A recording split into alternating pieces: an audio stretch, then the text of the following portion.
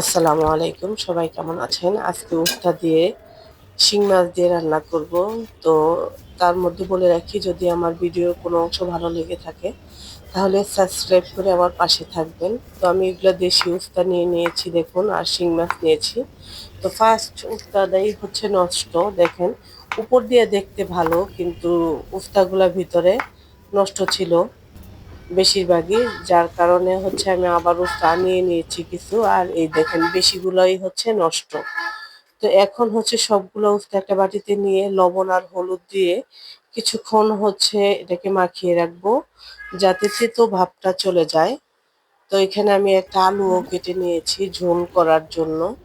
তো 10 মিনিট পর হচ্ছে উস্তাগুলা ভালো করে ধুয়ে পরিষ্কার পানিতে তারপর চিপড়ে নিয়েছি, আর একটা মশলা তৈরি করেছি। জিরা আর হচ্ছে পেঁয়াজ বেরেস্তা কাঁচামরিচ দিয়ে ভেজে নিয়েছি, তো ব্লেন্ড করে নিয়েছি দেখুন। এই পর্যায়ে হচ্ছে একটা কড়াইয়ে পেঁয়াজ আর হচ্ছে রসুন বাটা দিয়ে দিলাম। এটাকে ভালো করে নেড়ে চেড়ে মিশিয়ে নেব। মিশিয়ে নেওয়ার পর ওই যে ব্লেন্ড করা মশলাটা, সেই মশলাটা এখানে দিয়ে দিব। আর হচ্ছে ধনিয়া আর হলুদ দিয়ে দিয়েছি আমি এখানে, আর হচ্ছে কোনো মরিচ ব্যবহার করব না। শিং মাছগুলা দিয়ে একটু ভালো করে নেড়ে চেড়ে কষিয়ে নিচ্ছি। একটু পানি দিয়ে দিলাম কারণ তলানিতে লেগে গেছে, এই জন্য পানিটা দিয়ে ভালো করে কষিয়ে নিয়েছি।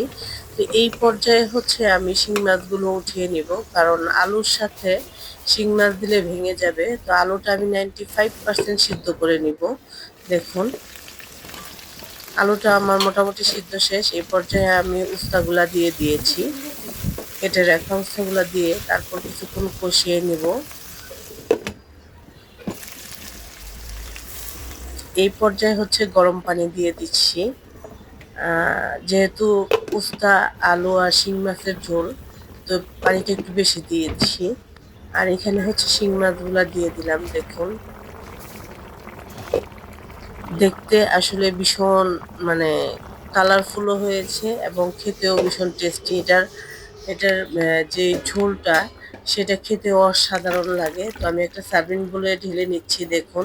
উস্তা আসলে ন্যাচারালি তেতো হয়, তো আমি যেভাবে দেখিয়েছি এভাবে রান্না করলে আপনাদের তেতো ভাবটা অনেকটা কমে যায়, আর খেতেও ভীষণ টেস্টি হয়। তো সবাই ভালো থাকবেন, সুস্থ থাকবেন, সুন্দর থাকবেন। আল্লাহ হাফেজ।